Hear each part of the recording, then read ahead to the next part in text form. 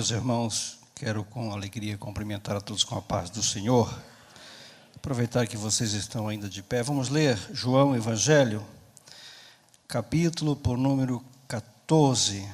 João, agradeço a oportunidade, pastor Cício, os companheiros.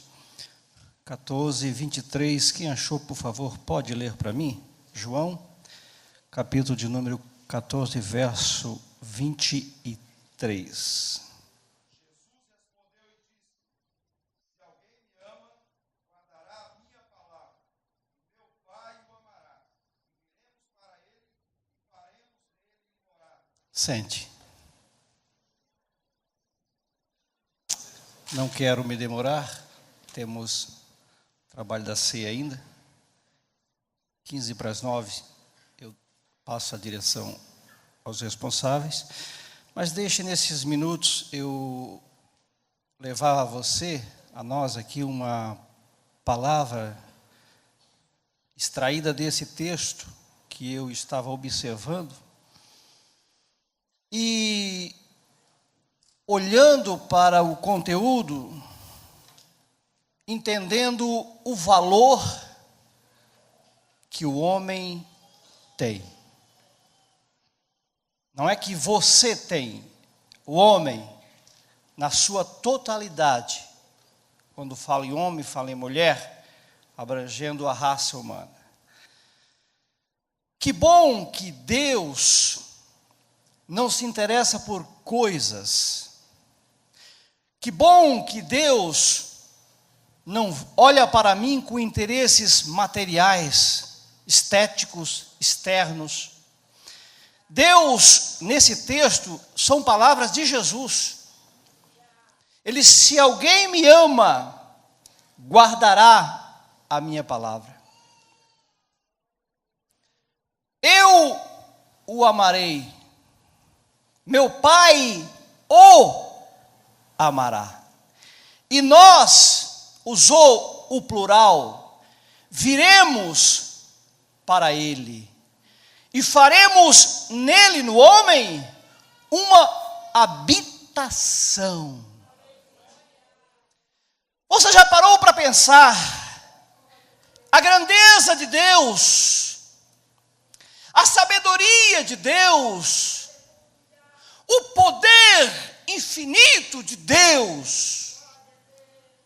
Agora, este mesmo Deus com uma grandeza que nós não conseguimos expressar por meio de palavras, está apenas dizendo que está interessadíssimo, sem nenhuma hipocrisia, sem nenhum interesse externo como nós fizemos, em apenas vir morar ou residir no coração do homem. Ele poderia dizer que viria morar no coração de um grande sábio, de um grande cientista, de um grande empresário, de um grande advogado. Pode, mas pode morar no coração de um mendigo.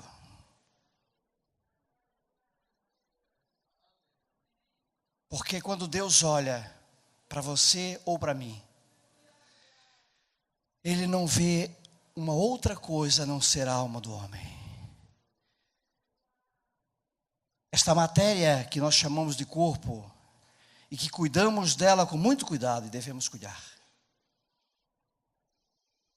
E eu me lembrei do princípio da criação, por favor. O livro de Gênesis, Marcos. Quando ele foi criar o homem.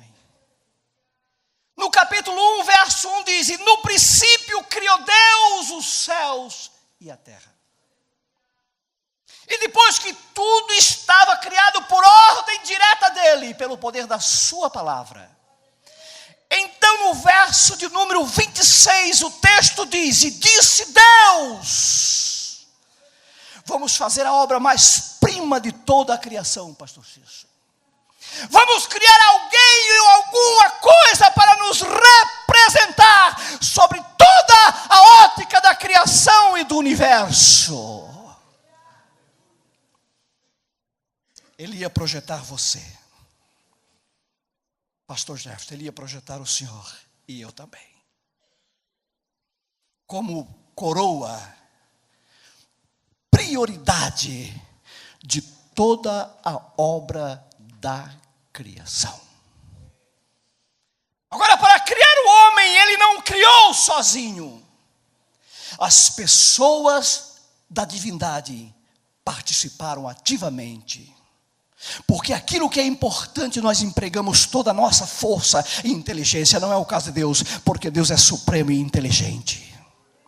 Mas para demonstrar o valor que o homem teria diante do seu Criador, façamos o homem a nossa imagem, conforme a nossa semelhança. Domine sobre os peixes do mar, sobre as aves do céu, sobre o gado, sobre a terra e sobre todo domínio sobre a terra. No livro de Jó, nas palavras de Eliú, o número 26 e 4. O Espírito de Deus me fez, e a inspiração do Todo-Poderoso me deu vida. E disse Deus, vamos fazer alguma coisa especial. O homem foi a última obra de Deus para aperfeiçoar o que já era bom.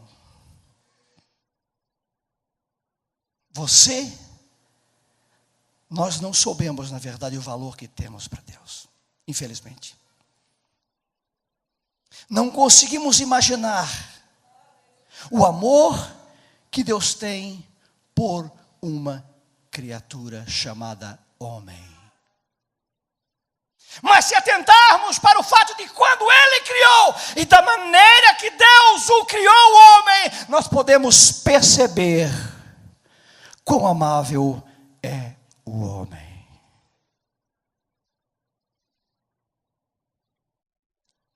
No livro de João, no capítulo de número 1, verso 2, diz: Ele estava no princípio com Deus. Ele quem? Jesus. Quando Paulo escreveu a carta aos Efésios, no capítulo 2 e 10, ele diz: porque somos feituras suas, criados em Cristo Jesus. O primeiro homem, Adão, trazia as características do Filho de Deus. E quando Paulo escreve à igreja aos Coríntios, no capítulo 15, versículo 45, ele diz: o primeiro homem, Adão, foi feito alma vivente. O segundo Adão, em espírito vivificante.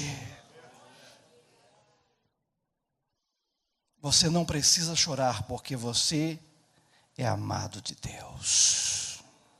E quão nós nos sentimos importantes quando soubemos que alguém nos ama.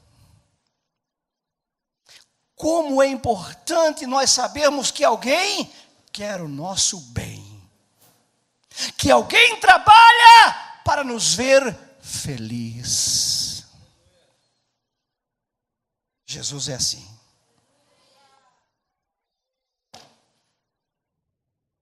Que bom que Deus não olha para nós com interesses materiais. Para você entender rapidamente, eu não quero me estender essa noite. Mas quando Davi deixou para Salomão construir um templo em Jerusalém, diz os estudiosos, ele deixou 3.400 toneladas de ouro. Aproximadamente 34.000 de prata. Sem falar os outros utensílios que eram de toneladas. E quando este mesmo Salomão terminou este templo, Deus apareceu. E sabe o que Deus disse para Salomão? Deus não perguntou quem foi que fez o templo. Deus não perguntou: quantas toneladas de ouro colocaram aí, Salomão? É ouro puro? É ouro fino? É ouro da melhor qualidade? O mármore é bom? A madeira de cedro é boa? Salomão, diz que levaram 7 anos para fazer o templo, e ninguém ouviu bater o martelo no templo. Mas Deus não se interessou, porque Deus não se interessa por coisas, Deus se interessa por você.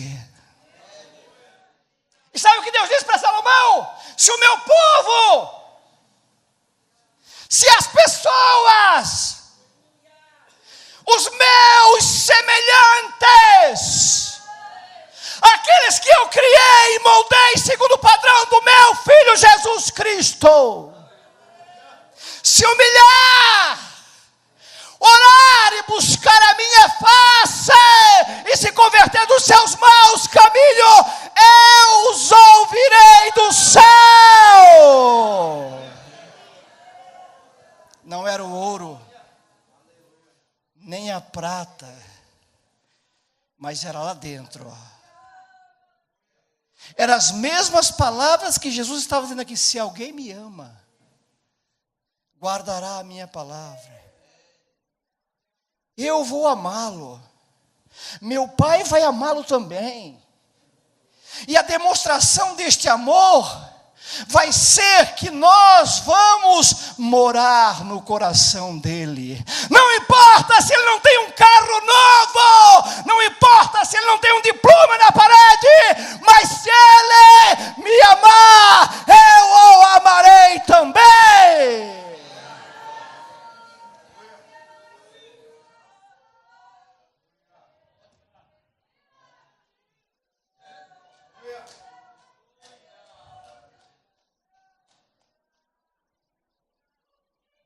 Daqui a pouco nós vamos comer aquele pão.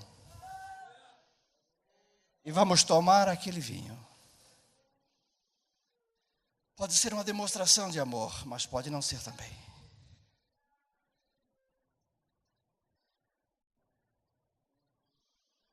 No Salmo de número 16, verso 3, Deus disse: diga aos santos que estão na terra, aos ilustres, em quem está todo o meu prazer. Sabe que esta reunião aqui é via internet. E pode ser vista ou ouvida do outro lado da terra, lá na China. Mas também é ouvida no céu. Aonde a internet não vai, as redes de comunicação não vai. Mas o céu está interessado nesta reunião. Não é porque aqui tem um templo pomposo, tem uma orquestra que toca bonito, porque tem pessoas que amam a Deus e são amados por ela. Aqui tem pessoas que representam Deus. Você não precisa ser um artista, mas você precisa ser um servo.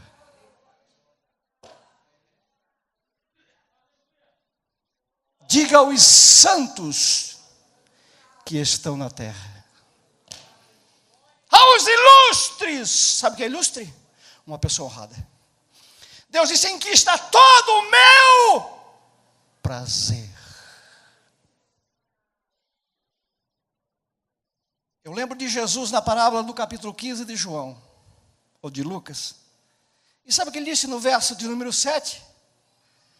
Assim digo-vos, escute, que alegria no céu. Quem é que pode produzir alegria no céu? Um pecador que se arrepende. Mas você sabe o que é um pecador? Um pecador é uma pessoa destituída. Foi falado aqui esta noite: todos pecaram e destituídos estão da glória de Deus. Isto é um pecador. 50, Isaías: mas os vossos pecados fazem divisão entre vós e o vosso Deus. 6:23 de Romanos, o salário do pecado é a morte. 3:10 de Romanos, porque todos pecaram. Não há um justo, nem um sequer. Salmo 14:2, o Senhor olhou desde os céus para os filhos dos homens. Olhou para Sara, para ver se havia alguém que tivesse entendimento e buscasse a Deus. Desviaram-se todos e juntamente se fizeram imundos. Mas agora Jesus diz: assim digo-vos, que alegria no céu por um pecador que se arrepende, mais do que por 99 justos que não buscam o arrependimento. E no verso 10 ele conclui dizendo: digo-vos que alegria diante dos anjos de Deus por um pecador que se converte a Deus. Quantos crentes salvos tem aqui em Cristo? Você é a alegria do céu. Existem pessoas no mundo que são pagas para fazer os outros sentir alegria. Mas Deus não pagou você para fazer ele sentir alegria. Você faz alegria de graça, na condição de filho remido em Cristo Jesus. Quando Deus olha para você, sabe o que Deus vê? Deus vê Cristo Jesus em você. Viremos para ele ou para ela e faremos nele uma habitação. Você tem casa? O que a casa representa para você? Um lugar de descanso, de repouso, de conforto. Um lugar onde você reúne a família, você ceia, você almoça, você toma café. E depois de um longo e cansativo dia de trabalho, o teu desejo é voltar para casa e o meu também. Será que o nosso coração é uma habitação segura para Jesus vir com o Pai e com o Filho e habitar nesta casa? Ele não vai habitar no teu carro. Pode ser de luxo. Para ele não tem nenhum valor. Mas ele está interessado em habitar no teu interior. Sabe por quê? Porque quando Salomão escreveu o livro, o último livro, capítulo 12, o último capítulo desse livro, Eclesiastes, ele diz uma palavra interessante. O capítulo 12, ele diz: lembra-te de Deus no dia da tua juventude. Por quê? Porque é um tempo de vigor, é um tempo de força, é um tempo que vocês não sentem cansaço. Já fui jovem também, pastor. Se preciso for, você corre o dia todo. Você trabalha o dia inteiro, você não sente cansaço. E Salomão disse: lembra-te de Deus no dia da tua mocidade, ponto. Antes que venham os maus dias e cheguem os anos dos quais venha dizer: perdi contentamento de viver. Lembrar-se de Deus é uma obrigação do ser humano. Não apenas lembrar, mas servi-lo como Criador e Senhor da tua vida. Porque Deus ama você.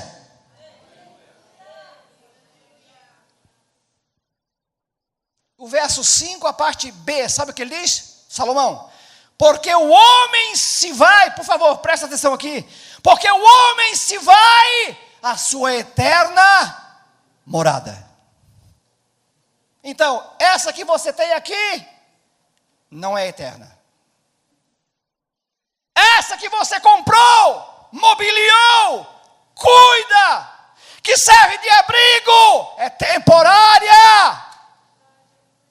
Porque o homem se vai à sua eterna morada. Você lembra das palavras de Jesus? João 14, 12. Na casa de meu pai há muitas moradas. Já comprou uma lá?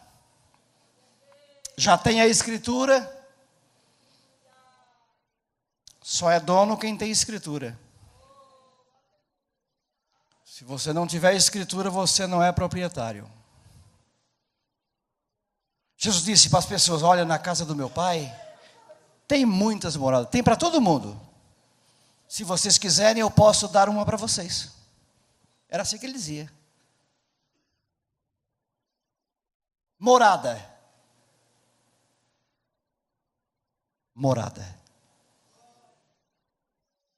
Quando Paulo escreveu aquela carta à igreja de Corinto, a segunda carta, o capítulo 5, versículo 1, ele diz: porque sabemos que se a nossa casa terrena deste tabernáculo, falando do corpo, se desfizer, morrer, temos de Deus, um edifício, uma casa não feita por mãos, eterna no céu.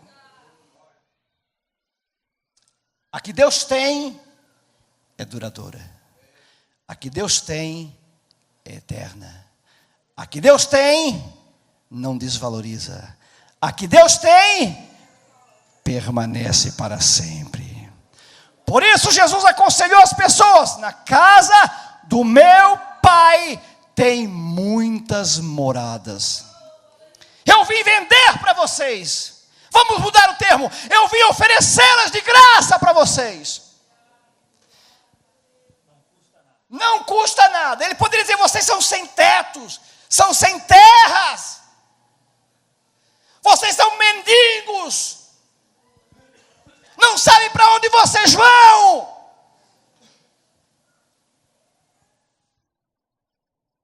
Irmão, você não está falando bobagem? Não, eu não falo bobagem, porque eu falo da Bíblia. 9,36 de Mateus: vendo a multidão, sentiu compaixão deles, porque andavam desgarrados e errantes, como ovelhas que não têm pastor. O que é uma pessoa desgarrada, perdida? Viu as pessoas como ovelha, como animais, e as pessoas conheciam a ideia que ele estava passando. Uma ovelha perdida, sem pastor, sem direção, perdida, saiu do prumo. Esta era a condição do homem, sem direção. O homem não tinha um destino certo, não sabia para onde vinha. Por isso, pelo amor que Deus tem pela tua e pela minha alma, Ele veio. E Ele disse: eu sou o caminho, eu posso conduzir vocês para um lugar seguro. 11:29 de Mateus: tomai sobre vós o meu jugo e aprendei de mim, que sou manso e humilde, e vocês vão encontrar descanso para as vossas almas. Onde é que nós encontramos descanso? Na nossa casa. Ah, como é bom chegar do trabalho cansado, você toma um banho e você descansa. Jesus disse: olha, eu vou dar descanso para a vida de vocês. Eu tenho condições de dar descanso. Eu sou o caminho, e se vocês caminharem por mim, vocês vão descansar, vão descansar, vão descansar. Quantos querem descansar em Cristo? Descansar em Cristo, descansar em Cristo. Para me concluir, no capítulo de número 16, versículo 26, ele perguntou para as pessoas: o que aproveita o homem ganhar o mundo inteiro, se perder a sua vida? Ou seja, ele está dizendo: o homem pode ter toda a riqueza do mundo, pode ser dono do mundo, mas se ele perder a vida, ele perde tudo. E ele perguntou: o que dará o homem recompensa pela sua vida? Eu cito para você Mateus 10:10, ou João 10:10. Eu vim para que tenham vida e a tenham em abundância. Isso que é amor. Isso que é uma demonstração pura de amor, um amor sem egoísmo, sem interesse. O interesse que Deus tem é que você salve a sua alma e que eu salve a minha alma. Esse é todo o interesse de Deus. Deus não é egoísta. Deus não está tentando manipular você. Você tem uma alma que vai viver eternamente e Deus está preocupado com o destino dela. Por isso ele disse: vocês vão vir depois de mim e vocês vão encontrar descanso para as vossas almas. Que aproveita o homem ganhar o mundo e perder a sua alma? Se as coisas materiais não têm valor na eternidade. Você já viu alguém que partiu desta vida levar alguma coisa? Por mais rico que seja, ninguém põe nada de valor no caixão, porque vai perecer com o corpo. E o capítulo 12 de Lucas, versículo 15, Jesus disse: acautelai-vos e guardai-vos da avareza, porque a vida de cada um não consiste naquilo que ele possui. Não importa se o homem é rico, isso não vai mudar a questão espiritual dele. E lá no verso 20, Deus diz: louco, esta noite vão pedir a tua vida. Olhe bem. E ele fez uma pergunta: o que tu tens preparado e para quem será? Bom, para quem será a tua alma? Para que caminho ela vai? Vai para o lugar de descanso ou vai para o lugar de tormento? Vai para o céu ou vai para o inferno? Louco, sem nécio, sem juízo. Esta noite vão pedir conta de ti. Aí eu levo você de volta lá para o livro de Eclesiastes, capítulo 12, versículo 13, quando Salomão diz: de tudo o que se tem ouvido, o fim é: tema a Deus e guarde os seus mandamentos. Aí eu volto para você ali, para Mateus, para a palavra de Jesus: se alguém me ama, guardará os meus mandamentos, meu Pai o amará, eu o amarei, virei para ele e farei nele uma morada. Verso 14: porque Deus há de pedir conta de todas as coisas, quer sejam boas, quer sejam maus. Quer ver? Os bons vão receber a recompensa pelas boas obras. Mateus 25 e 34. Vinde, benditos de meu Pai, possuí por herança o reino que vos está preparado. 5 e 10 de 2 aos Coríntios. Porque todos devemos comparecer antes ao tribunal de Cristo, para que cada um receba segundo o que tiver feito por meio do corpo. Isso aqui é o galardão do salvo, daquele que deixou Jesus morar no coração dele, daquele que deixou Jesus dirigir a vida dele, daquele que nunca negou o nome dele, daquele que orava, daquele que jejuava, daquele que amava, daquele que pregava, daquele que ensinava, daquele que vinha nos cultos e dava glória a Deus e aleluia, daquele que chorava, daquele que pulava no Espírito. Todos vão comparecer diante do tribunal. E neste tribunal não haverá condenação, é só galardão, bênção. Mas haverá também a recompensa para os que não quiseram. Em Apocalipse, capítulo de número 20, versículo 12. E vi os mortos, grandes e pequenos, de todas as classes sociais, pastor Gerson. Reis, príncipes, governadores, juízes, promotores, mendigos, média, classe baixa, classe alta, enfim, grandes e pequenos que estavam diante do trono. E abriram-se os livros, e abriu-se outro livro que é o da vida, e os mortos foram julgados pelas coisas que estavam escritas no livro, segundo as suas obras. E aquele que não foi achado escrito no livro da vida, foi lançado no lago de fogo. Você entende o amor que Deus tem pela tua vida e pela minha vida? Mas é um amor sem egoísmo, sem interesse. É querendo livrar a criatura mais importante que Ele criou neste mundo, o homem, você, de uma condenação eterna.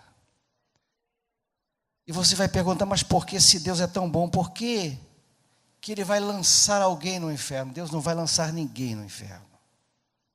Eu não concordo com esta colocação. O homem vai lá por livre e espontânea vontade.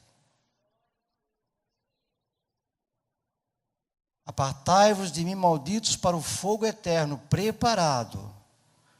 Deus não disse que preparou a condenação eterna para o homem. Foi para o diabo e para toda a corja dele. Agora, se o homem quer virar as costas para Jesus, ignorar o conselho e o convite de Deus, aquele texto que está lá no verso 18 do capítulo 3 de Apocalipse: aconselho-te que de mim compre ouro provado no fogo, para que te enriqueças. Quantos querem aceitar o conselho de Deus esta noite? Aconselho-te. Deus vem aconselhando os homens desde a vinda de Cristo. Havendo Deus antigamente falado muitas vezes, de muitas maneiras aos pais pelo profeta, a nós falou nesses últimos dias pelo Filho. Eu vou terminar. Mas deixa eu dizer uma coisa para você. Guarde isso no teu coração. Deus ama você. Ah, mas eu sou um pecador imprestável. Daí é que Jesus ama você. Quanto mais pecador, mais Ele ama. Não é assim que a Bíblia diz? É. Quanto mais pecador o homem foi, mais Ele ama o pecador. Não o pecado, mas o pecador. Foi o que Ele disse para Simão. Simão, entrei na tua casa, tu nem se quiser me desse boas-vindas. Essa mulher aí não cessa de molhar os meus pés com as lágrimas. Era uma mulher pecadora. Ele diz que muito pecou, muito será perdoado. Nós vamos comer o pão e vamos tomar o vinho. Aqui não tem ninguém maior do que ninguém. Diante da visão de Deus somos todos iguais. Diante da visão de Deus somos todos pecadores.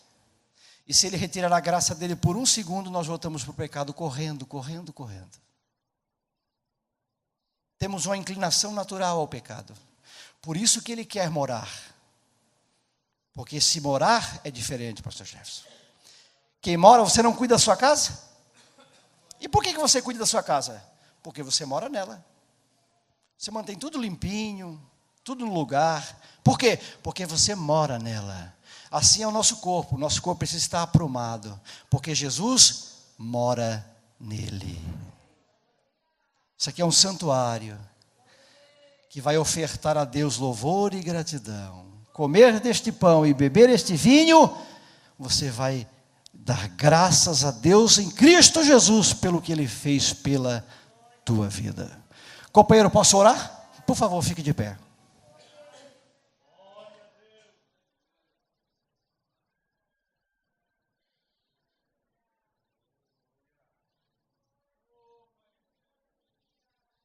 Jesus disse assim: aquele que crê em mim tem a vida eterna, e não entrará em condenação, mas passou da morte para a vida. É isso que Ele oferece para mim e para você. Quem crê no Filho não verá a morte, mas a vida. Se alguém guardar a minha palavra, nunca verá a morte.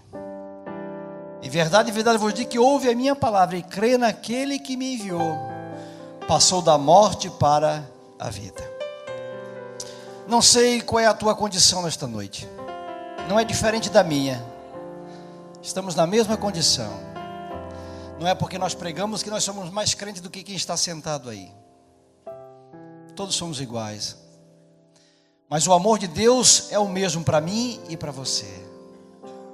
Se você quiser uma oração, por favor, eu já vou orar. Para depois comer do pão e para depois tomar o vinho. Então feche os olhos. Onde você está mesmo, nós vamos orar. Por favor, feche os olhos. Se você está distanciado, afastado, é noite de reconciliar. Porque todo aquele que invocar o nome do Senhor será salvo. Porque a Escritura diz: quem crer nele não será confundido.